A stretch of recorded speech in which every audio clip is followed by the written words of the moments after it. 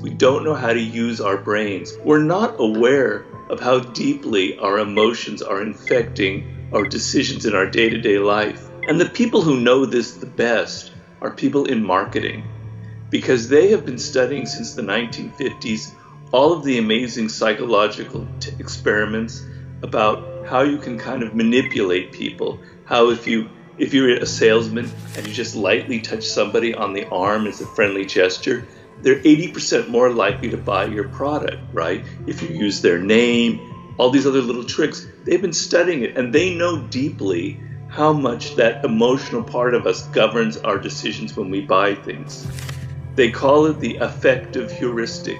It means that our decisions are largely based on emotions. And the problem that we face is we're not aware of that. That was the whole subject of the laws of human nature.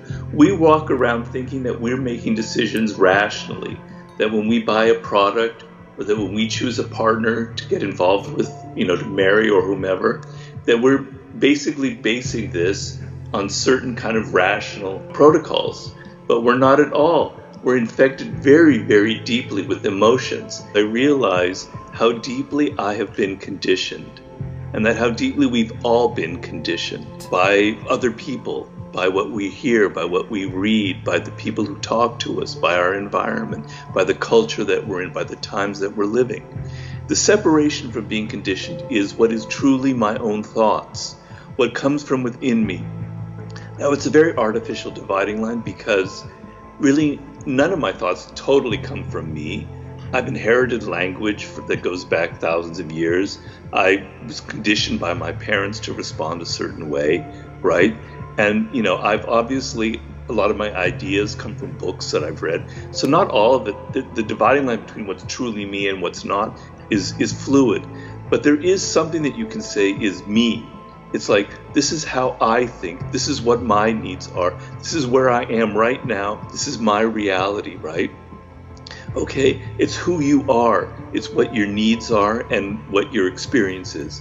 And then there's that artificial element of all the stuff that you mentioned that's so blasting in our faces from our culture at light years speed, incredible speeds that are just filling our brains with junk, with information that we don't need, with heated opinions that really aren't our own opinions, right?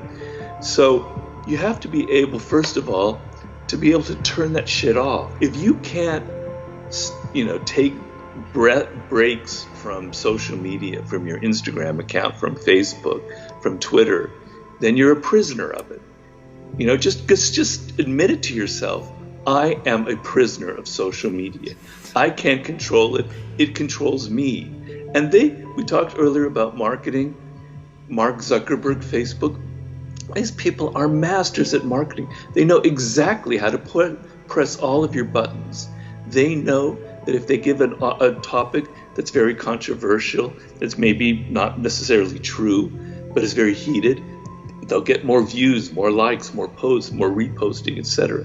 They know how to use certain colors to grab your eye, to grab your attention. They know sounds, little beeping noises on your stupid smartphone. I like that word, your stupid smartphone, that are going to engage you, go, whoa, wow, I better pay attention. They are manipulating you. You are conditioned. You are a prisoner of social media. You are not in control of it. You think you're the one that's posting all these things that you want to post about your life, but really you're not. You're responding to what everybody else is doing. You're being a conformist. If you really want to control it, you would have some distance and you would know, all right, here's something that's really affecting me as an individual, that's part of my life, that I'm excited about. I want to share that with people. And it comes from, instead of the need to get attention, instead of the need to get people to like you, instead of the need to just vent your rage, it's something that I want to express a reality that I've discovered, an idea. How many times is social media used for the spreading of an actual idea that has been rationally thought out? Well, then if you're able to do that, then you are the one in control of this monster, this beast, and you can use it for your own purposes. But just think about, and I'm not getting on a high horse here, I am as much guilty of this as anybody. I know how powerful it can be. I know how, when I meditate, I go, whoa, Where's that idea coming from? Robert, you have been conditioned. You've been brainwashed by the media around you. So I'm just as guilty as anyone. It's very difficult. You're submerged in it. We're social animals. We're creatures of our culture, of our times. It's not easy. But you have to be able to realize, the first steps to realize that you are someone who's been conditioned just as deeply as one of Pavlov's dogs in those experiments. If you found the video informative, then hit the like button, comment your thoughts down and share to spread the word. Also, a sub to the channel would be motivating. Just wait, we also have over 300 videos to watch, just click left or right. Keep inspiring.